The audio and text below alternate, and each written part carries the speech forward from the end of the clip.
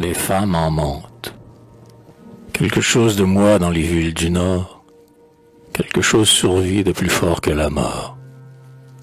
En leur quartier lépreux qu'affligent des casernes, quelque chose de moi pleure dans les tambours. Et par les soirs de pluie, en leur morne faubourg, quelque chose de moi brûle dans les lanternes. Tandis que le vent s'exténue en reproche, quelque chose de moi meurt déjà dans les cloches.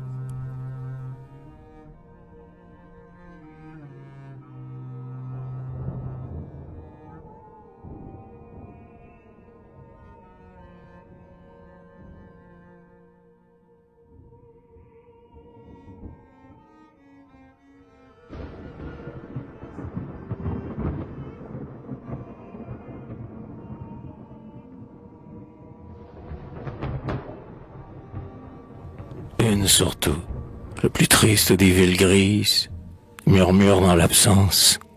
Ah, mon âme se brise. Murmure avec sa voix d'agonie. Aimez-moi. Et je réponds. J'ai peur de l'ombre du beffroi. J'ai peur de l'ombre encore de la tour sur ma vie, où le cadran est un soleil qu'on crucifie. La voix reprend avec tendresse, avec émoi. Revenez-moi, aimez mes cloches, aimez-moi. Et je réplique, non, les cloches que j'écoute sont les gouttes d'un goupillon pour une absoutte. La voix s'obstine, encore plus tendre. Aime mes os, remets ta bouche à la flûte de mes roseaux. Mais je réponds, non, les roseaux dont l'eau s'encombre sont des flûtes de mort où ne chante que l'ombre.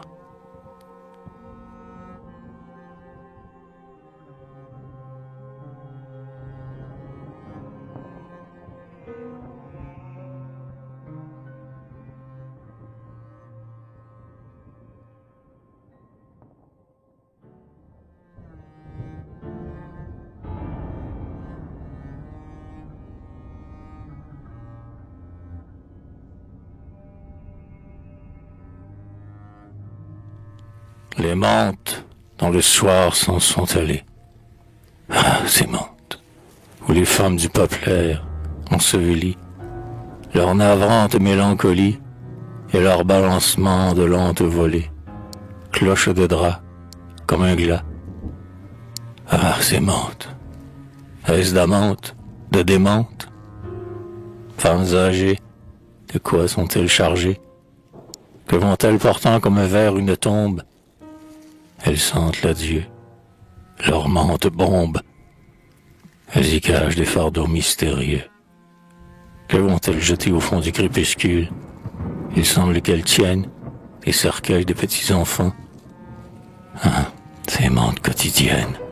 Ah, les ombres dans ce drap sombre s'étoffant. Peut-être qu'elles ont volé la chasse en or de Sainte-Ursule, dont le rupin est ciselé. Ou déménage-t-elle une cloche énorme y fruste, sur laquelle chaque menthe à présent s'arrondit et s'ajuste. Peut-être aussi que c'est le cadran du beffroi qu'elles ont décroché. Mais par quel sortilège? Et vont aller enterrer dans la neige ou noyer dans un canal froid. Ah, le bon tour. Chacune tient le cadran mort à tour de rôle.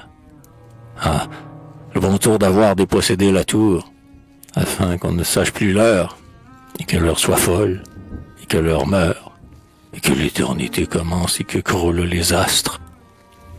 Les menthes, de leur obscurité, l'obscurité s'augmente. Elles ont toujours l'air d'apporter un désastre.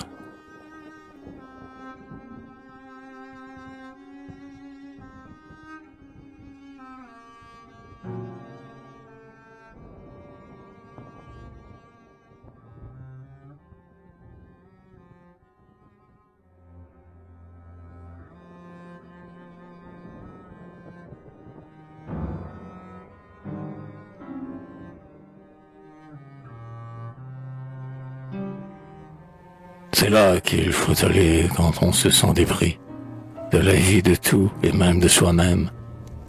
Ville morte où chacun est seul, où tout est gris, triste comme une tombe avec des chrysanthèmes. C'est là qu'il faut aller se guérir de la vie et faire enfin le doux geste dont on renonce. Il en émane on ne sait quoi qui pacifie. Quel beau signe est entré dans l'âme qui se fonce. On souffrait dans son âme, on souffrait dans sa chair, mais il advient qu'un peu de joie encore pleuve, avec le carillon intermittent dans l'air.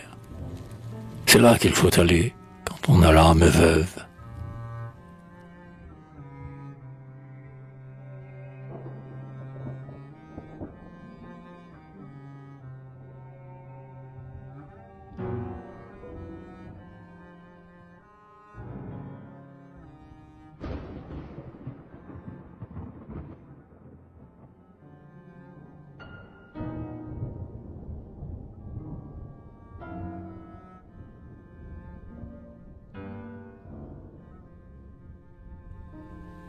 Tout a l'air si inanimé.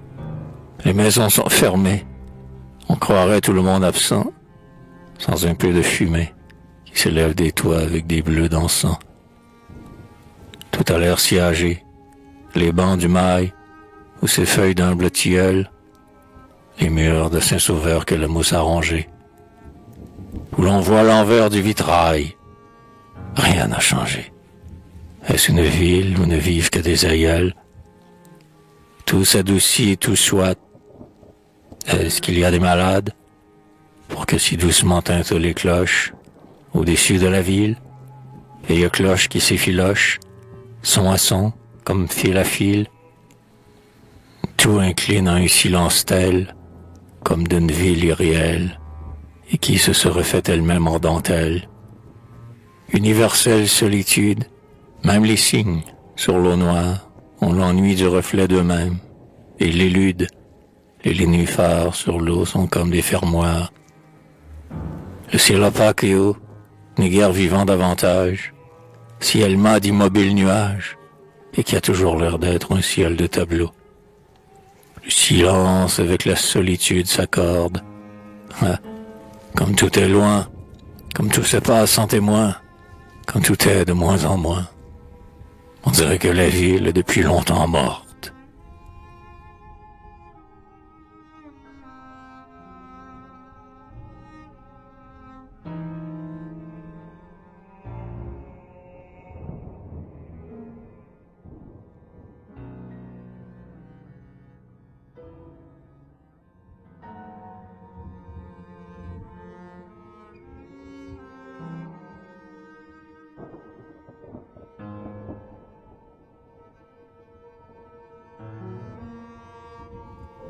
Ô ville d'exemplaires et stricte piété, les sombres maisons, même dans leurs vitres rien ne s'azure, ont l'air d'une communauté, en oraison, à genoux dans l'eau qui se moire, et le reflet des murs sont des cassures de robes noires. Les canaux vont se prolongeant comme des nefs. Les maisons restent prosternées, ville entrée en religion, pour quel chagrin ou quel grief, pour avoir vu mourir quel rayon, ou se rompre quel hyménée, pour avoir subi quel déclin, quelle chute du haut de la gloire, pour être veuve avec quel orphelin, pour s'être vue en deuil dans quel miroir. Ah, comme le destin rapide a changé, ruine immédiate et déjà quotidienne, qui lui fit tout de suite, en ces temps-là, songer. Est-il une douleur comparable à la mienne? Oh, mélancolique maison, maintenant sans mémoire, qui ont cessé de regarder les horizons. Naguère elles étaient des reines, avec un luxe en fleurs de pierre ciselée. Voici qu'elles ont des robes noires, cœur de béguine en neuvaine, pour on ne sait quel jubilé. La ville entière a pris le voile, priant dans les nefs des canaux, et, pour l'oubli de ses misères, en les touchant des doigts dans l'eau, elle égrène une à une les étoiles, comme les grains intermittents d'un grand rosaire.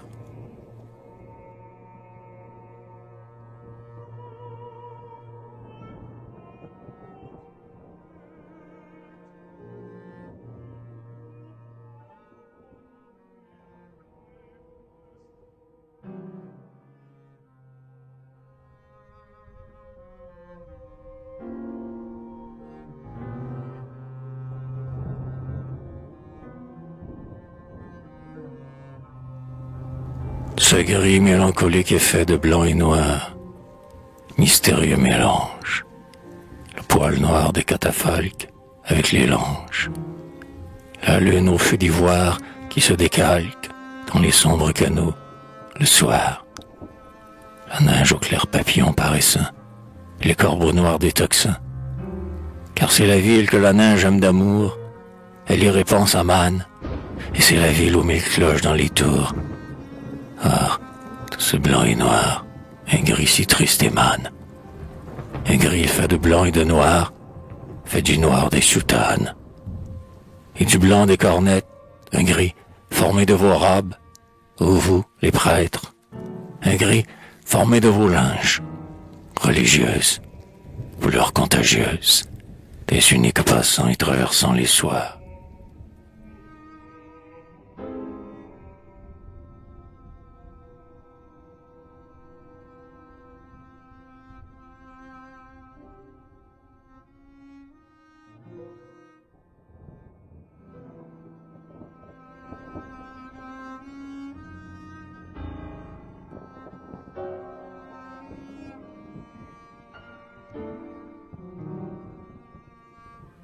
Le bœuf roi, durant la journée, porte avec orgueil son cadran clair. C'est sa médaille de roi du tir, c'est son scapulaire brodé, c'est sa croix pectorale d'évêque qui domine un vaste diocèse. Quand le jour va finir, debout dans l'air, le bœuf roi se souvient du passé et s'exalte. À d'autres, la mémoire est lourde et les empèse. Il est toujours lui-même. Et, en son armure de briques, il se rêve héroïque. Le crépuscule devient blême. L'ombre peu à peu s'accroît et s'attaque au bœuf roi. Mais lui se défend, songe à ses fastes célèbres. Il lutte contre l'assaut des ténèbres et l'or vaste de son cadran. Parmi les pierres trop dociles sans cadran est un bouclier grâce auquel il se prolonge. Mais l'ombre triomphe, la nuit règne, et le bœuf roi sent sur ces pierres, qui sont nocturnes, comme le firmament, son cadran luire pâlement, comme un globe mort, comme une autre lune.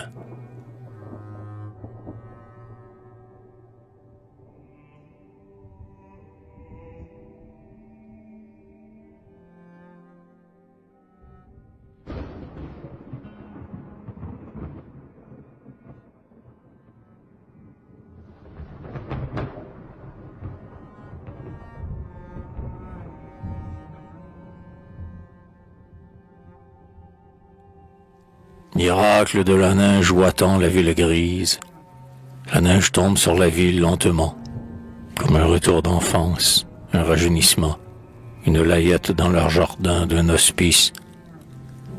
Ah, tout ce blanc épars, illusion d'avril, innocence, et le long des quais, ces ganses blanches, qui soudain ont fait croire aux signes en exil, que c'était la Noël ou que c'était dimanche.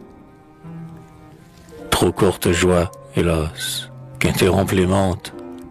La rue était déjà blanche comme un parloir, mais revoici venir les mentes inclémentes, qui tachent ces blancheurs de leur noir nonchaloir.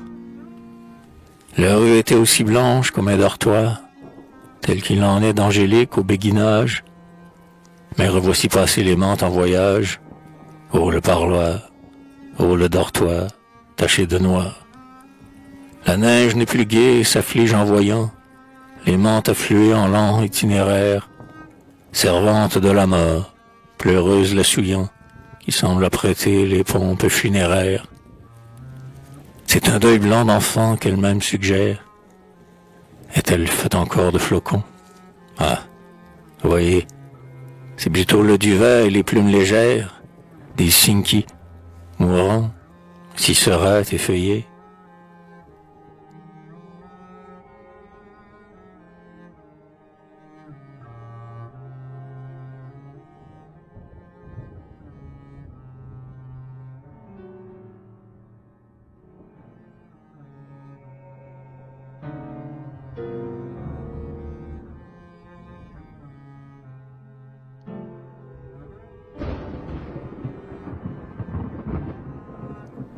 Des mantes ont passé dans le vide des rues, oscillant comme des cloches parmi le soir. On aurait dit, au loin, des cloches de drap noir, tintant aussi des glas et peu à peu des crues. Les cloches ont tinté, graves d'être pareilles, aux mantes, et d'aller selon un rythme égal. On aurait presque dit d'autres petites vieilles, qui cheminaient dans l'air en robe de métal.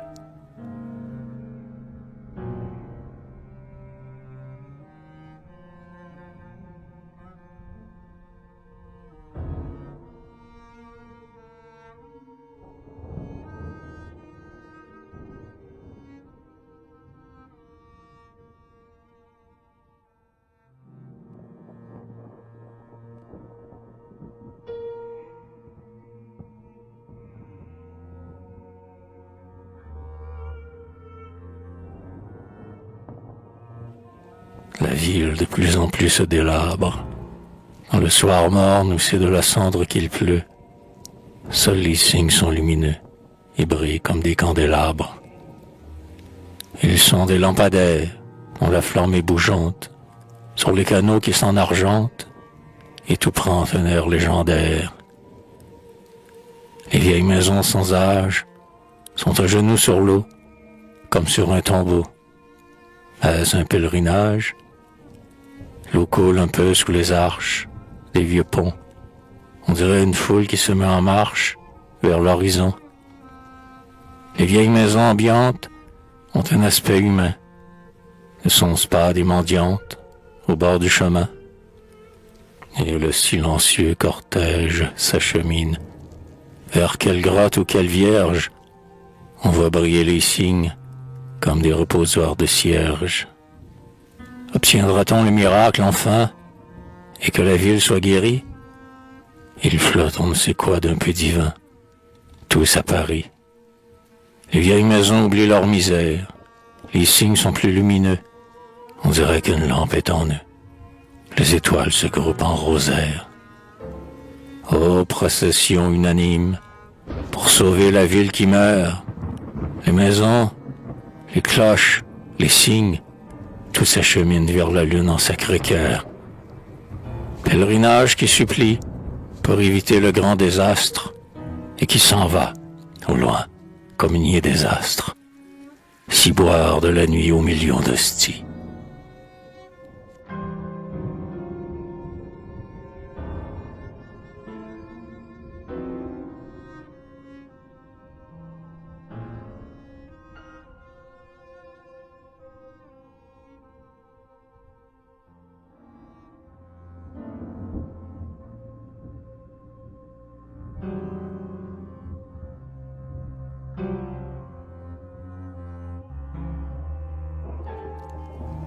Le brouillard indolent de l'automne est épars. Il flotte entre les tours comme l'encens qui rêve, et s'attarde après la grand-messe dans les nefs, et il dort comme du linge sur les remparts. Il se déplie et se replie, et ces tunnels, au mouvement imperceptible et sans fin, tout s'estompe, tout prend un air un peu divin, et, sous ces frôlements pâles, tout se nivelle. Tout est gris, tout revêt la couleur de la brume. Le ciel, les vieux pignons, les eaux, les peupliers, que la brume aisément réconciliée, comme tout ce qui est déjà presque posthume. Brouillard vainqueur qui, sur le fond pâle de l'air, a même délayé les tours accoutumées, dont le lancement gris s'efface et n'a plus l'air qu'un songe de géométrie et de fumée.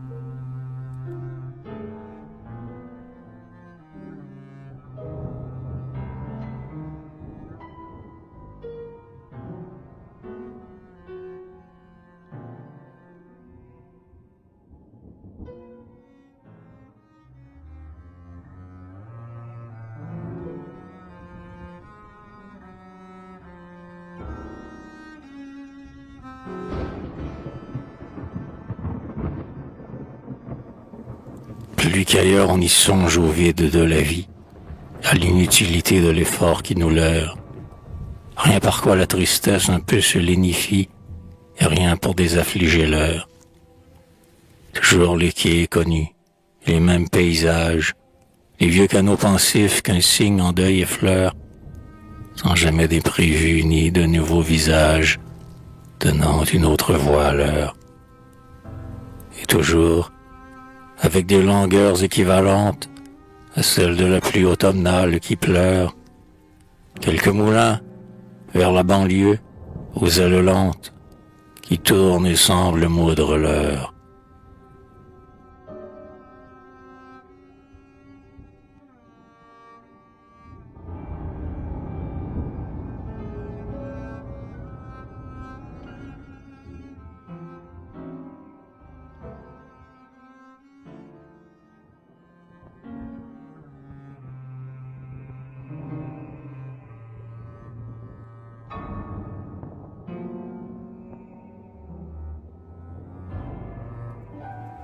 Douceur du passé qu'on se remémore à travers les brumes du temps et les brumes de la mémoire. Douceur de se revoir soi-même enfant dans la vieille maison pierre trop noircie dont le pignon est en forme de mitre. Douceur de retrouver sa figure amincie d'enfant pensif, le front aux vitres. On se revoit l'enfant confus et qui écoutait les lointains angélus et qui regardait l'eau que les reflets ont nacrée et les bateaux que nulle aventure ne grée. A-t-on été cet enfant que voilà, silencieuse et triste enfance, qui jamais ne rit, enfant trop pâle et qui s'étiola derrière les vitres comme une infirmerie, enfant trop pâle et trop de connivence avec les cloches dont le chant morne en lui continuait, avec les cygnes triste et blanc comme une fin de noces, avec les nuées qui l'amenaient dans un départ de mousseline. Enfant trop nostalgique et qui se sentait triste à voir passer les doux séminaristes. Enfant trop frêle et qui se sentait orphelin à voir gesticuler comme en détresse les moulins. Enfant qui ne jouait jamais. Enfant trop sage, guettant dans les miroirs on ne sait quel passage. Enfant dont l'âme était trop atteinte du nord, qui déjà pensait à la mort. Ah, c'est noble, ce pur enfant qu'on a été, et qu'on se remémore toute sa vie jusque dans l'éternité.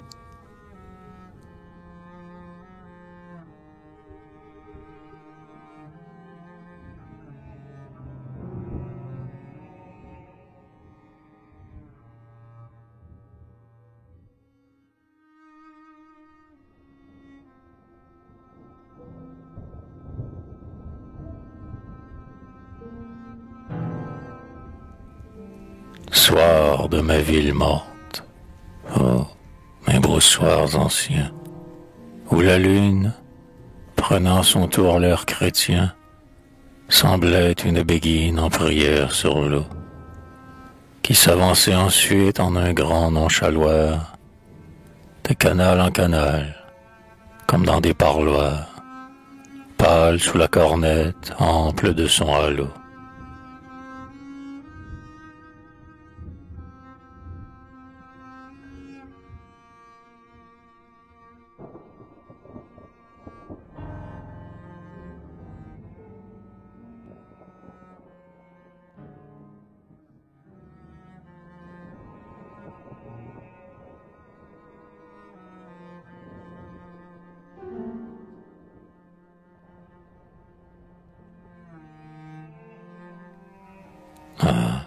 Ces voix du pays, ces rappels du passé, tant de reflets enfuis dans un miroir cassé, toujours l'obsession d'un ciel gris de province, où quelques girouettes inconsolables grincent.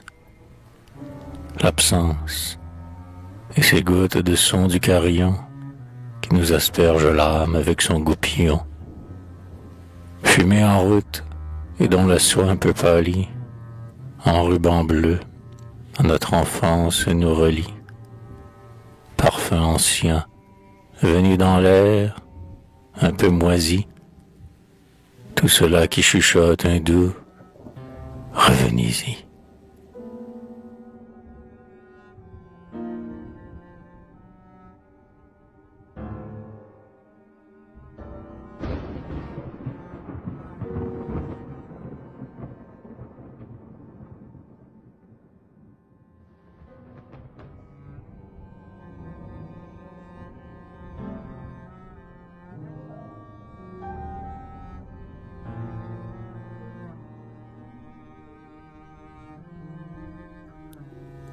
Toute la belle histoire est une souvenance.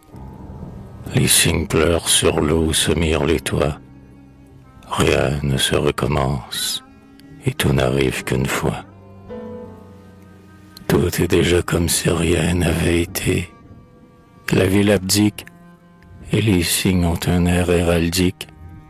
Et les tours sont dans l'air comme un grand cri sculpté. Les reflets parmi l'eau s'évaporent, et si le phare sur un visage, et ce vieux décor est sans âge, l'eau devient incolore. Toute la belle histoire est finie, l'ancien faste et la mer baignant le pied des tours, la mer est partie, comme un amour. Déjà le souvenir en est vague, la ville est une veuve. Comment recommencer les vagues et se remettre au doigt des bagues neuves?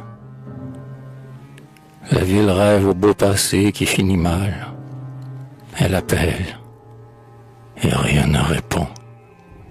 Silence de l'air, les vieux ponts sont comme un catafalque en deuil sur le canal. La ville se résigne, appareillée avec les quais, et prend exemple sur les cygnes, qui sont un vaste vol cargué.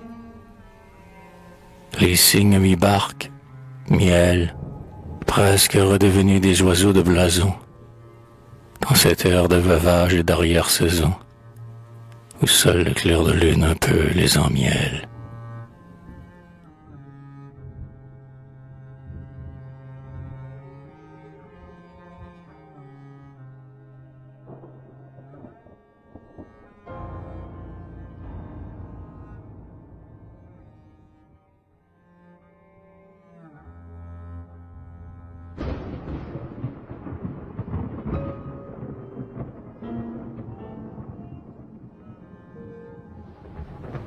La neige est d'innocence et de miséricorde. Est-ce l'aile d'un invisible séraphin qui dissémine un blanc duvet presque divin?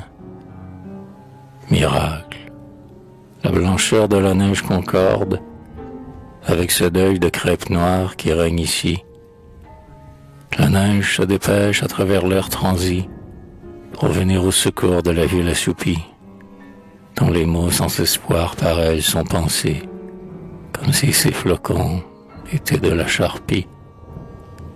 Oh, la neige, tombez, la neige, assoupissez, vous l'endormeuse, avec vos musiques mineures, la ville et la douleur de ces vieilles demeures. Bonne neige, tombez sur la ville, tombez. Mais c'est qu'une pitié, tombez des cieux plombés. Bonne neige, tombez en chutes amorties, sur la ville qui meurt dans les brouillards du nord. Patronne du silence et de la bonne mort, apportez-lui vos rafraîchissantes hosties.